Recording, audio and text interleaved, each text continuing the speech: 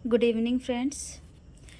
कल आप लोगों का 402 पेपर नंबर 402 का एग्ज़ाम है, इसलिए मैं ये वीडियो बना रही हूँ क्योंकि अभी हमारे यहाँ लाइट भी नहीं है, आप देख सकते हो। लेकिन फिर भी मैं ये वीडियो बना रही हूँ आप लोगों के लिए। ओके, तो आज का जो टॉपिक है वो है आरटीआई एक्ट, यानी आरटीआई अधिनियम। इसके प्रावधान और कार्यान्वयन में चुनौतियों के बारे में पढ़ेंगे।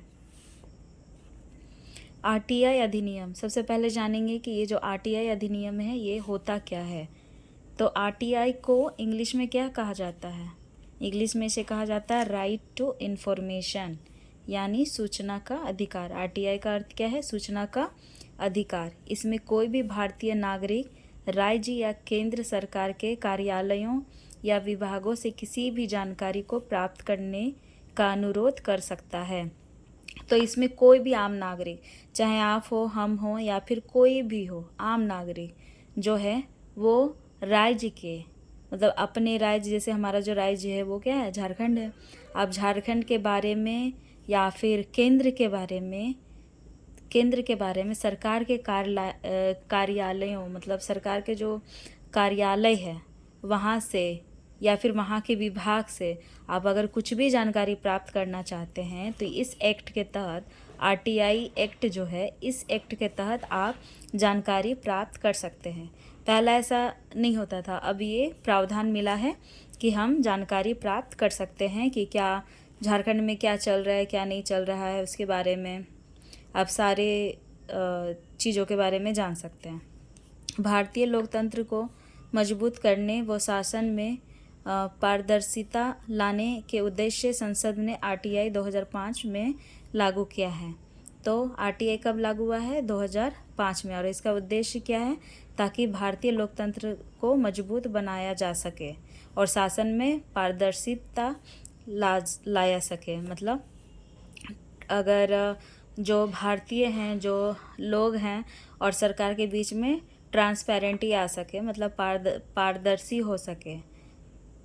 इससे आरटीआई के द्वारा अगर नागरिक और सरकार के बीच पारदर्शी आएगा तो जो सरकार योजनाएं निकालते हैं, नीतियाँ निकालते हैं, वो लोगों को समझ में आ पाएगा कि सरकार नागरिकों के लिए क्या क्या किया है। आरटीआई अधिनियम के प्रमुख प्रावधान। जो आरटीआई अधिनियम है इसके कुछ प्रमुख प्रावधान हैं, उसे जानना बहुत ही ज़्यादा ज़रूरी है, जिसके तहत ही आप आरटीआई के द्वारा किसी भी विभाग से जानकारी प्राप्त कर सकते हैं। तो पहला जो प्रावधान है वह 30 दिनों में नागरिक द्वारा मांगी जानकारी को उपलब्ध कराना। तो जो प्रावधान है वो क्या मिला है? अगर कोई भी नागरिक जानकारी प्राप्त करना चाहता है तो उस नागरिक को 30 दिनों के अंदर जानकारी प्राप्त कराना है। किसको कराना है? आरटीआई के तहत जो अधिकारी वहाँ पे बैठे हैं आरटीआई में, उन्हें। यदि जानकारी जीवन या व्यक्तिगत स्वतंत्रता से संबंधित हो तब 48 घंटे में, या फिर वो जीवन से रिलेटेड हो या फिर उसका व्यक्तिगत कुछ स्वतंत्रता से रिलेटेड हो, इससे संबंधी अगर आप कुछ जानकारी प्राप्त करना चाहते हैं तो आपको 48 घंटे में ही वो जानकारी मिल जाएगी। दूसरा प्रावधान क्या है? यदि प्राप्त जानकारी से कोई असंतुष्ट है या निर्धारित समय में उसे जानकारी नहीं मिल पाई तो ऐसे में स्थानीय से लेकर राज्य एवं केंद्रीय सूचना आयोग में अपील की जा सकती है।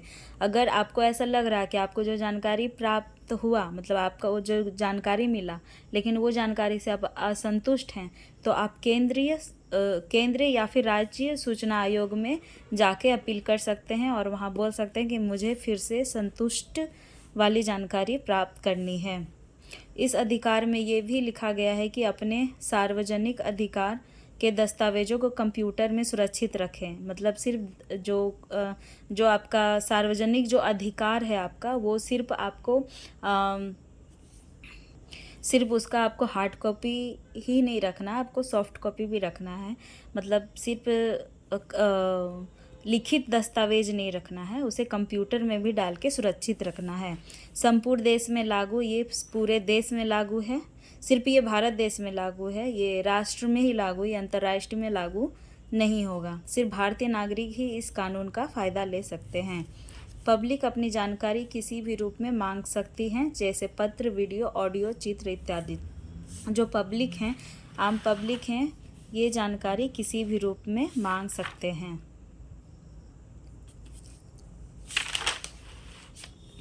अधिनियम के कार्यान्वयन में चुनौतियाँ, इसमें भी ये काम को करने में भी बहुत सारी चुनौतियों का सामना करना पड़ा। तो क्या क्या चुनौतियाँ हैं, चलिए हम लोग जानेंगे। अधिनियम की धारा 4(1), अधिनियम की धारा 4(2), उच्च पदों पर नियुक्ति में देरी, कमज़ोर व्यवस्था, स्टाफ का अभाव और शिक्षा और जागरूकता का अभाव। अधिनियम की धारा 4(1), इस धारा के अनुसार प्रत्येक सार्वजनिक अधिकार अपने सभी रिकॉर्ड को सूचीबद्ध और अनुक्रमित कर कंप्यूटर में रखे, लेकिन अभी तक ऐसा नहीं हुआ है।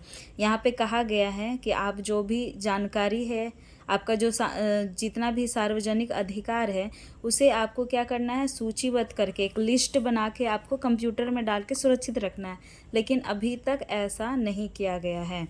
अधिनियम की धारा 4(2), इस धारा में कहा गया कि प्रत्येक सार्वजनिक प्राधिकरण को नियमित अंतराल पर जनता को अधिक से अधिक जानकारी स्वतः देना चाहिए या देने का लगातार प्रयास करना चाहिए, लेकिन ये एक अधूरा वादा है। यानी आरटीआई को कहा जा रहा है कि समय समय के अंतराल, मतलब कुछ कुछ दिनों में ही जो जो योजनाएं सरकार के द्वारा आती हैं या नीतियां आती हैं, उसे समय समय पर लोगों को बताना चाहिए, जानकारी देना चाहिए, जिससे लोगों को अधिक जानकारी मिल पाएगा और उसका फ़ायदा उठा पाएगा।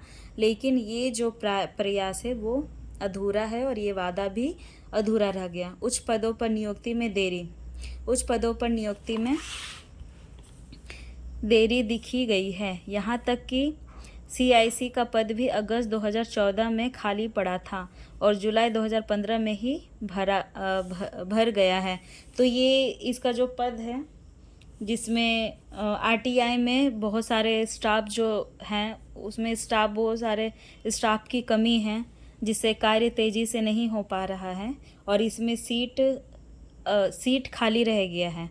जो यहाँ पे बताया गया है, अगस्त में 2014 में ये खाली पड़ा था और जुलाई 2015 में भर गया। मतलब अभी 2015 में भर गया, लेकिन अगस्त में 2014 में ये खाली था। कमज़ोर व्यवस्था, कई लोग मानते हैं कि इस अधिनियम में प्रावधान का उल्लंघन करने की स्थिति में जो जुर्माना दंड दिया गया है वह इतना कठोर नहीं है कि लोगों को इस कार्य से रोक सके।